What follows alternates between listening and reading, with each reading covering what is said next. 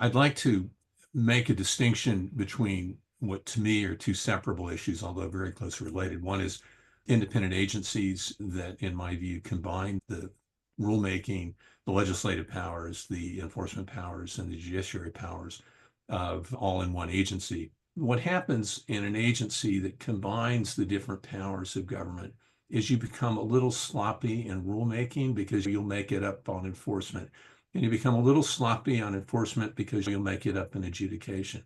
And you become a little sloppy in adjudication because what you've done with the right hand, with the left hand, you can just change the rules or change the enforcement as you go along. Why should we not be afraid of the separation of powers? If the president gets up one morning and decides that he's just going to remove everybody, or he's not going to enforce the law, like the TikTok statute, or he's going to try to take the spending power from Congress, or he's going to try to politicize the Department of Justice, or he's going to try to ship people out of the country without due process, I don't see these checks operating the way that Justice Scalia assured me that they would.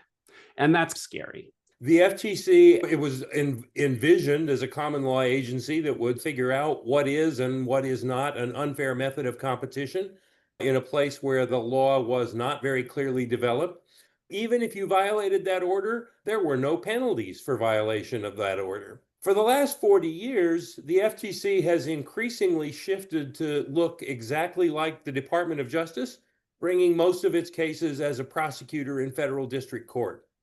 So even if the rationale of Humphrey's executor survives, it's not clear that the restriction on the president's removal ability survives. I'm pretty confident that the Supreme Court is going to overturn Humphrey's executor.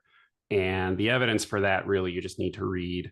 You could even read just the introduction to SELA law. But SELA law and Free Enterprise Fund have painted Chief Justice Roberts into a corner in terms of the language in those decisions. It is not so important from a constitutional point of view which agencies are structured to be independent.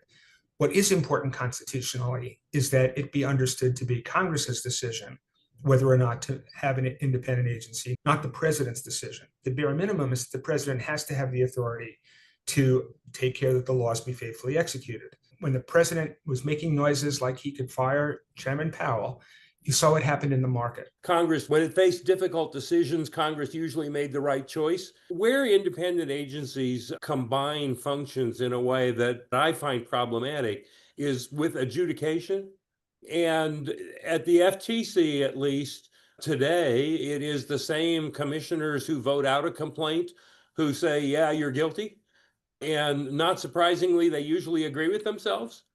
I think we're seeing in real time the risks of too much presidential direct control over what these independent agencies can do. I don't look forward to the FCC having yet more of a likelihood of threatening president's enemies and rewarding his friends. I see a very different kind of consolidation of power being attempted right now. And my concern about Humphrey's executor, perhaps I would call it, is a concern about the garage having a leak while the house is on fire.